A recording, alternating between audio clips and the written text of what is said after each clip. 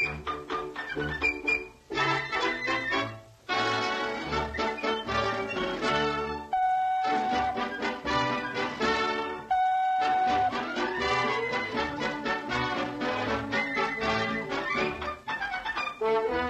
folks, this is Mark Kausler, animator, commenting on The Paneless Window Washer, originally released January 22nd, 1937, another favorite cartoon of mine, of Popeye. And this is an amazing cartoon, staging-wise, and the backgrounds are fantastic. They were all painted by a guy named Tony or Anton Loeb, and he was a master at doing atmosphere. Wait till you see the beautiful black and white backgrounds in this. They're astonishing.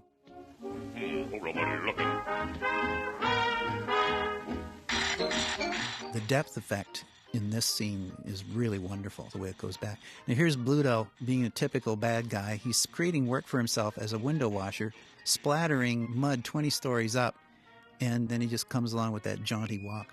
Also, Gordon Sheehan and George Germanetti did a lot of the animation in this cartoon.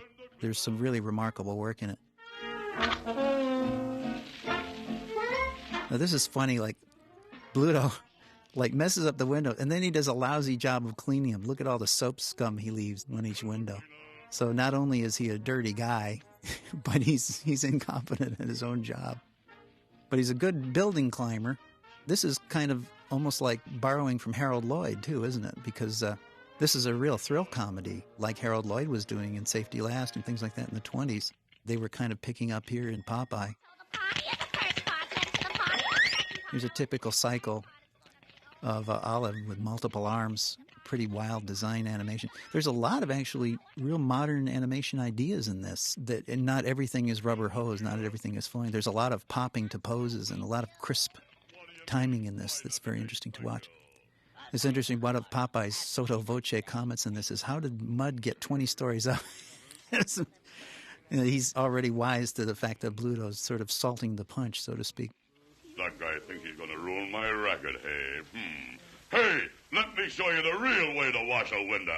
I'll wash him. Look at this incredible staging on this thing. Anybody who's ever animated stuff from a downshot, look at this. I mean, anybody who's ever tried to animate that knows how hard it is. You have to do it twice. You have to draw it first like this, looking at it straight across, before you can actually figure out how to do it from looking down on it.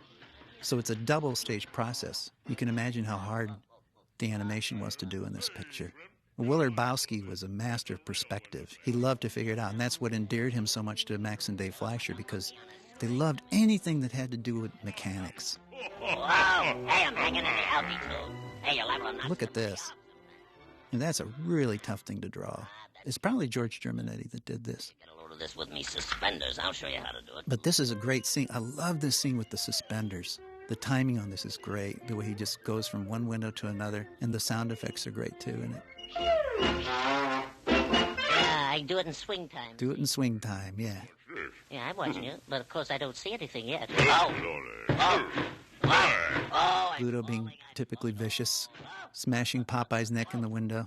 Hey, my head's caught. I can't get out. Oh, hey, get me out of here, somebody. And Popeye punches all the way through the building, the bricks, just to unlock the window.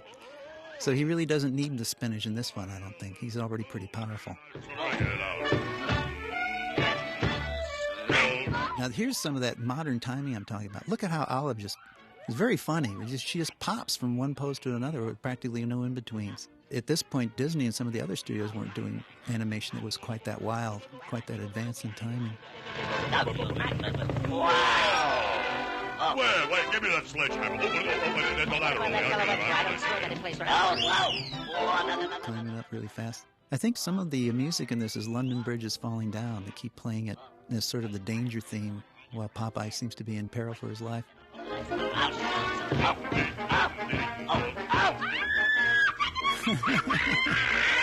When Olive did that move, she always reminded me of a chicken somehow. An old hen that was getting flustered with her wings. Look at that thing. Gosh. Almost got an interesting shot there on Olive. Hang on. Hey, you want to be more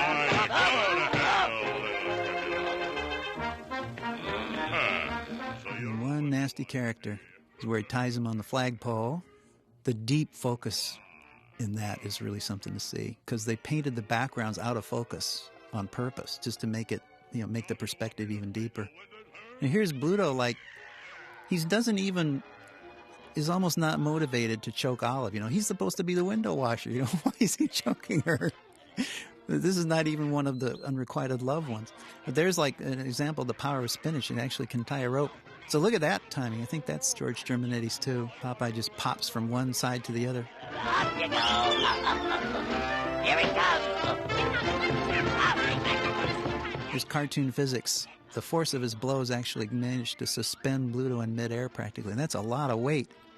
I love that scene where he's punching into the side of the building, making handholds for himself, almost like a mountain climber. This is fantastic timing. Even the effects animation of that window, the way it glints when it hits the ground, just beautiful to look at. It's a remarkable scene all on once. And in this scene, you see that the Fleischers finally exceeded the capacity of their camera. When they get in that close to Popeye and Olive, they look a little bit fuzzy. They almost ruin their own effect there. But it's a really wonderful job all the way through.